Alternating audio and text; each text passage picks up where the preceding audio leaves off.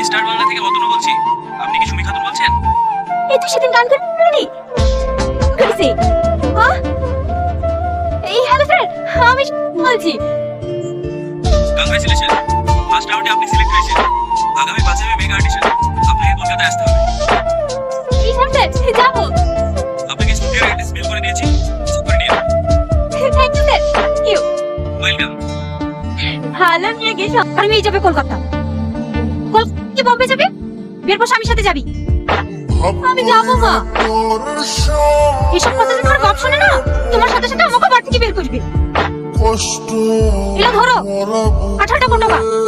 ওসব contact phone মাথা থেকে নামিয়ে করছি নি। আমি যাবই। তুই একা চিনতে পারবি? হ্যাঁ, বড় বাজার মেট্রোগুলি ধর্মতলা শিয়ালদা সব আমার চেনা। কোথায় যাবো তাই বলুন। স্টার বাংলা স্টুডিও না, যেখানে গান অডিশন হয়। গানের অডিশন? আমরা যে মিলে কাজ করি সেখানে একবার কুমার শুনেছিল গানের শুটিং করতে। তার আশেপাশে হবে হয়তো। তোমার সাথে পেলে তো আমি চাঁদেও চলে যাবো। এই তো সামান্য কলকাতা। থাক, থাক যেতে হবে না। ঠিক কলকাতা নিয়ে চলো, তাহলেই হবে। এক্ষুনি? না না, কাল সকাল 4টার সময় বাস স্ট্যান্ডে এসে দাঁড়িয়ে থাকবা, আমি চলে আসবো। আর শোনো, কোথায় যাচ্ছ না যাচ্ছ কাউকে বলবা না, ঠিক আছে? হ্যাঁ, তুমি অনেক সুন্দর। আমার তো বিশ্বাসই হচ্ছে না তুমি আমার সাথে ঘুরতে যাবা।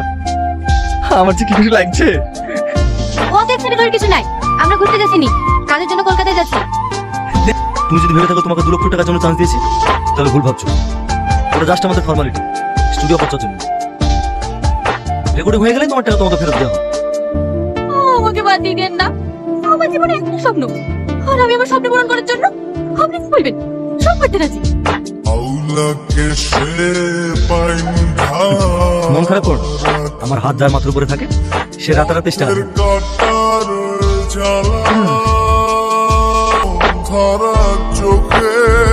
আগামীকাল প্রিন্স হোটেলে চলে যাই, রুম নাম্বার 400। ঠিক আছে।